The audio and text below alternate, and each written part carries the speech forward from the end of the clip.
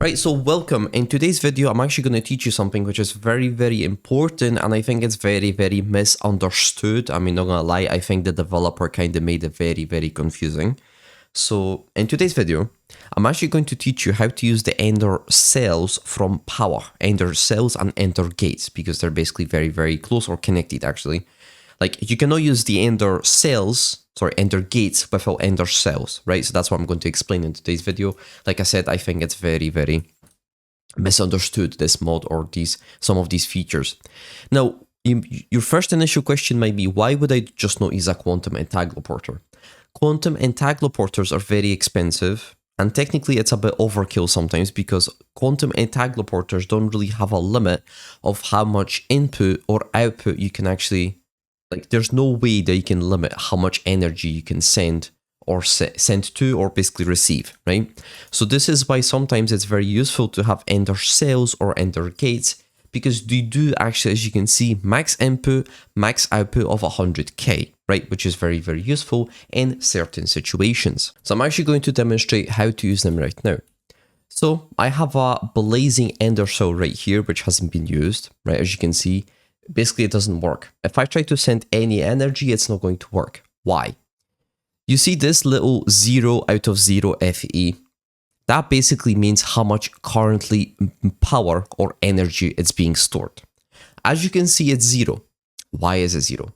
Because Powah, like I said, the developer, I don't think he explained it very well, or at least I haven't seen anyone explain it. You need to put a battery inside it. Now, another question is, how do you put it? Well, you cannot just, for example, you cannot just put it inside. It does not work. You cannot just do it like that. What you need to do is you need to open the GUI, right? Right click, press shift. As you can see, if I press shift, oh my god, these keys, man. If I press shift, as you can see, it's starting to like, the battery is getting highlighted. As you can see, look, highlights, right? As you can see. So if you actually press shift and left click, now you have successfully entered the battery, and as you can see, it changed to 40 million FE, which now we can actually use it. Now, how do you use it? Well, it's as simple as basically changing the channels, right? As you can see, also just a quick information, if you need more channels, you just need to upgrade it to a higher tier, right? So the higher the tier, the more channels you're gonna get. Nitro has 12, right?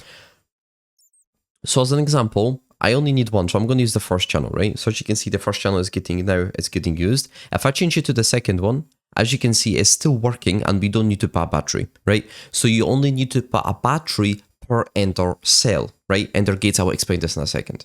So you only need to buy a battery once. Also, the batteries are permanent.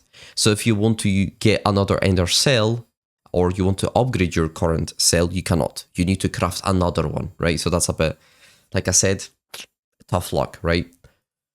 Anyways, let's go to the first channel, right? So like I said, first channel, every channel has its own storage. As you can see, if I change it to the third channel, it's getting charged again, right? Actually, a perfect scenario, my whole network went down because I actually changed something. So let me actually show you how to use Ender gates.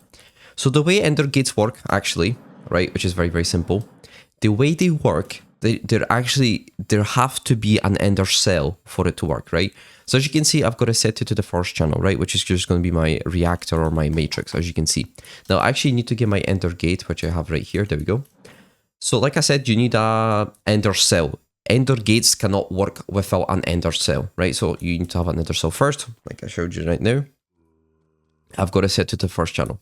Let's go to my network. I'm actually going to show you how to use them, right? So basically, I'm going to connect it to my Me network, right? And if I change it to the first channel, as you can see now, it's being powered. And as you can see, my network is back and it's working, right? One bam bam, very, very good. Very, very nice. And basically, I can access my network again, right? So as you can see, boom, I can access it again. Right, so I'm actually going to put a battery into, let's say, the fifth channel. Okay, so you actually do need to put a battery per channel, okay. Okay, that's a bit weird, but okay. Whatever, it doesn't really matter, right? So you actually do need to put a battery. If I say 0 out of 0, you need to put a battery in the channel. But it's like I said, it's actually pretty simple to use. It's not really that difficult. Like I said, like as you can see, it says fourth channel, 0 out of 0. So I would have to get another battery for it to work. As you can see, I've got a bunch of channels that are working. That's actually not that bad. I mean, that's actually pretty useful because if I want to limit a specific channel to a specific amount of energy, I can do that.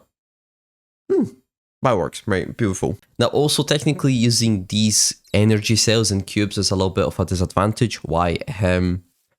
All of these cells and ender gates are actually connected. So even if I get another niotic cell, right, as you can see, they're all connected, right? As you can see, they're all connected for some reason. A little bit of a disadvantage, but I guess like I said, if you're having a problem, you can always use the quantum entangler, or some people have suggested to use the flux capacitor or something like that, flux networks. So you can also use that, right? But yeah, it's not the best mod, but like, I mean, not the best scenario in this mod, but like it works, right? It's not that big of a deal. Like you most likely don't need more than 12 channels anyways.